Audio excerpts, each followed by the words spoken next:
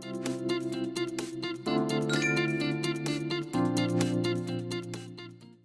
สดีครับสวัสดีผู้ชมครับมาดูรถขุดขนาดกลางครับ Xcmg ครับ Xe135B สวยๆครับน่ารักเลยเข้ากับรถบรรทุก6 ล้อเลยครับเนี่ยดูแล้วใหม่ๆครับแต่งสวยด้วยครับสังเกตนะครับนะผมซูมให้ดูเลยเอาแบบใกล้ๆครับมานี้ดูกระจกแต่งด้านหลังเป็นตุ๊กตามีเป็นด้ามจะนำมาฝากสมาชิกครับเอาใจเป็นแฟนที่ชอบรถขุดรถดำครับสวยๆอยู่ในบ่อเลยถ้าชอบคลิปนี้อย่าลืมกดไลค์กดแชร์กด Subscribe นะครับผมทีมงานนี้ก็สวยครับดู6 ล้อนี่ก็กินขาดแล้วครับจัดเต็มแล้วครับดูสีเขียวอีโน่เมก้าทั้งไฟครับกระจกแต่งสวยๆนะจัดหนักร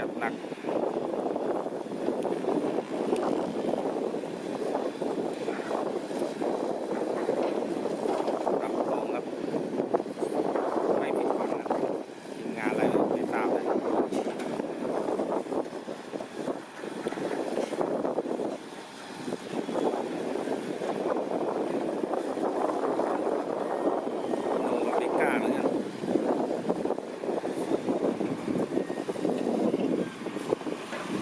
ขาวด้านหลังกับสีเขียวนะสีเขียวอมฟ้า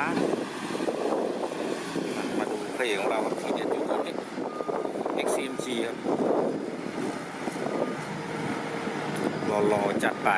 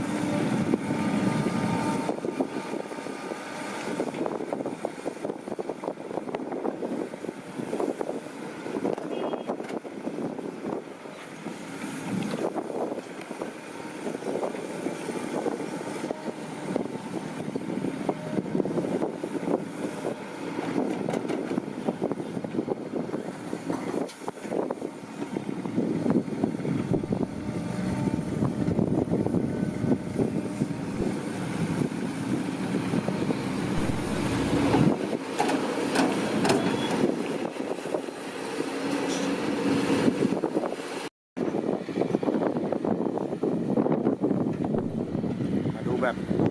นี้ก็สวยนะครับเป็นแบบใกล้ๆในด้านข้างไม่ดูใครที่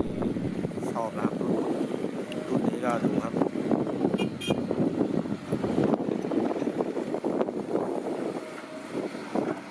ออกตัวไปแล้ว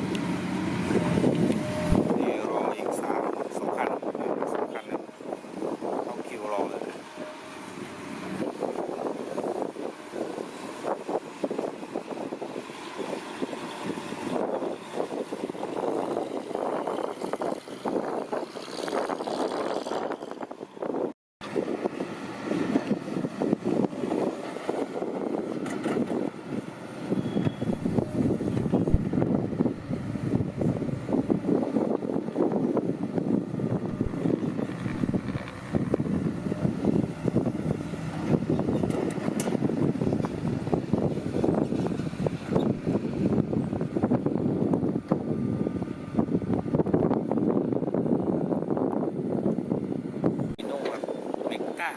ชื่อคล้ายๆกัน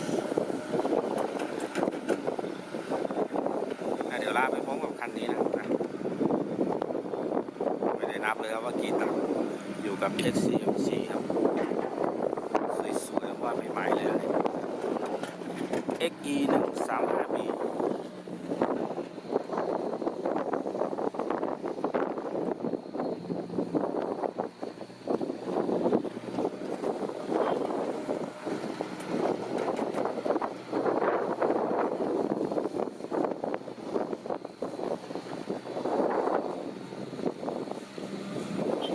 ยังไม่เต็มกับรออยู่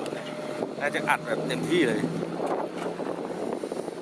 ถ้าชอบคลิปนี้อย่าลืมกดไลค์กดแชร์กด Subscribe นะครับเดี๋ยวลาไปพร้อมกับคันนี้ครับพบกันใหม่ในคลิปหน้าครับวันนี้สวัสดีครับ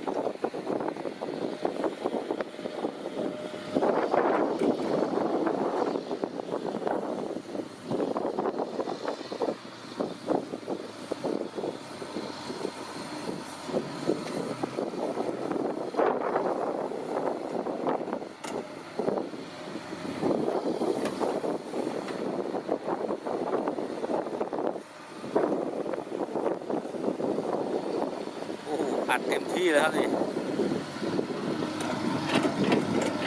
เรียบร้อยครับพบกันใหม่ในคลิปหน้าครับวันนี้สวัสดีครับ